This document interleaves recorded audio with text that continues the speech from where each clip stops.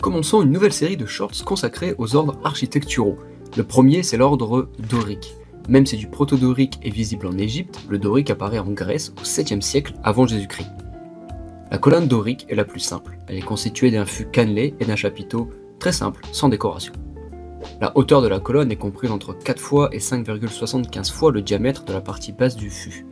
La partie inférieure de l'entablement est lisse, tandis que sa partie supérieure est décorée de triglyphes et de métopes, généralement lisses. Mais le dorique évolue, et sur le Parthénon, les métopes étaient sculptées de bas-reliefs. Les Romains ont réutilisé l'ordre dorique en le modifiant légèrement, notamment en ajoutant une base à la colonne, comme nous pouvons le voir sur le temple d'Apollon, à Pompéi. Allez, on continue la série sur les ordres architecturaux avec l'ordre ionique, le deuxième style de la Grèce antique.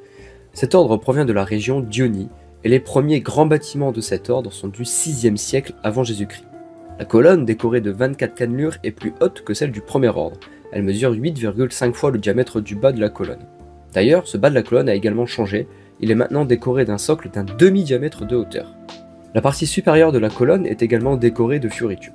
La plus grosse évolution, c'est le chapiteau, puisqu'il est décoré d'une spirale qui s'appelle une volute. L'entablement a évolué, puisque la partie inférieure est désormais sur 3 bandes, et la partie supérieure n'est plus composée de triglyphes, mais seulement de décorations en tout genre. Attaquons-nous au troisième ordre dans la Grèce antique, l'ordre corinthien, inventé vers 380 avant Jésus-Christ. D'abord utilisé à l'intérieur des bâtiments, il gagne peu à peu les extérieurs.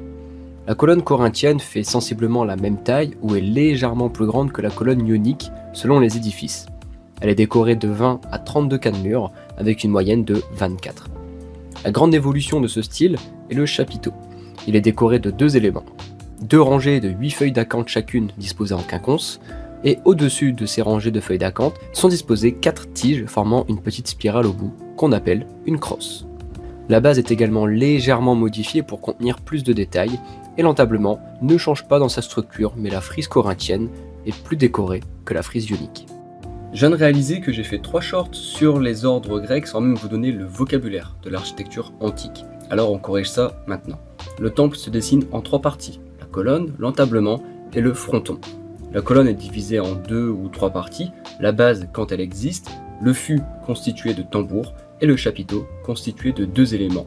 La partie faisant le lien avec le fût s'appelle l'échine et la partie faisant le lien avec l'entablement s'appelle l'abaque. L'entablement lui est en 2 parties, l'architrave posée sur les colonnes et la frise qui se pose sur l'architrave. Puis, pour couronner l'édifice, il y a le fronton. Triangulaire pour les temples antiques, il peut être de diverses formes plus tardivement. Il est composé du cadre et du tympan qui est la zone interne à décorer.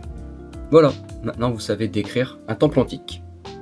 Bon, continuons les ordres architecturaux avec les ordres romains en un seul YouTube short. Je passe très vite l'ordre toscan car c'est une évolution du dorique grec et il n'y a plus aucun édifice avec cet ordre, sauf le premier niveau du Colisée qu'on qualifie de dorico-toscan. Nous allons donc voir l'ordre composite qui est une invention merveilleuse des Romains. L'ordre composite est un mélange des ordres grecs très reconnaissable par son chapiteau. La colonne composite est haute de 10 diamètres et son chapiteau est un mélange de l'ordre ionique et corinthien. Le bas du chapiteau est décoré de feuilles d'acanthe, typiques du corinthien, et la partie haute de volutes, typique du ionique. Le reste de l'édifice, donc l'entablement et le fronton, peut être assimilé à l'ordre corinthien, notamment avec son architrave en 3 parties et sa frise richement décorée. Voilà, maintenant vous savez différencier les ordres d'origine grecque et les ordres d'origine romaine. Même si les Romains n'ont inventé qu'un seul ordre, et encore c'est un mix de 2 ordres grecs, ils ont inventé la superposition des ordres. La superposition des ordres consiste, lors d'un édifice à étages multiples, à superposer les ordres du plus ancien en bas au plus récent en haut, donc du dorique ou toscan jusqu'au composite. C'est notamment le cas du Colisée à Rome, constitué de 4 niveaux. Le premier niveau est composé de colonnes dorico-toscanes, le deuxième niveau de colonnes ioniques, le troisième niveau de colonnes corinthiennes et le quatrième de pilastres, qui sont des colonnes aplaties si je peux dire, d'ordre composite. Cette superposition des ordres est également à la mode lors de l'architecture néoclassique du 19e siècle. Par exemple, sur le palais de justice de Boulogne-sur-Mer, le premier niveau est ainsi décoré de colonnes doriques et le second niveau de colonnes ioniques. Un ordre architectural apparu plus tardivement est l'ordre colossal. Il apparaît au XVe siècle et se démocratise au XVIe siècle. Une chose colossale est une chose qui a des proportions extraordinaires, et l'ordre colossal consiste à choisir un ordre antique et à l'étendre sur plusieurs niveaux, alors que d'ordinaire, une colonne antique est longue d'un seul niveau. Pour cet ordre, il n'y a pas de choix prioritaire sur l'ordre antique choisi. Il est possible de croiser de l'ordre colossal dorique ou bien de l'ordre colossal corinthien, etc. Le premier exemple de cet ordre colossal est la façade de la basilique Saint-André de Mantoue en Italie, construite entre 1460 et 1488. Cette dernière arbore 4 pilastres d'ordre colossal corinthien, reconnaissables par ses feuilles d'acanthe. La basilique Saint-Pierre de Rome dispose également d'un ordre colossal corinthien, mais cette fois-ci ce sont des colonnes et non des pilastres. Sur un certain temple grec, l'Érectéion, il y a des colonnes un peu particulières, qu'on appelle des cariatides. Ce sont des statues de femmes qui remplacent les colonnes, et il existe la même chose avec des statues d'hommes qu'on appelle atlantes. On pouvait les voir sur le temple de Zeus à Agrigente. Les plus anciennes traces de cariatides datent du 8e ou du 7e siècle avant Jésus-Christ et ont été trouvées sur le site de Gulnar en Turquie actuelle.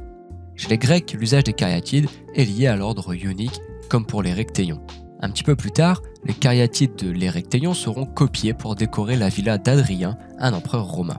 Elles sont également recréées pour le Louvre par l'architecte français Jean Goujon vers 1550. Il n'avait jamais vu de ses yeux les statues originales, mais les connaissait par description.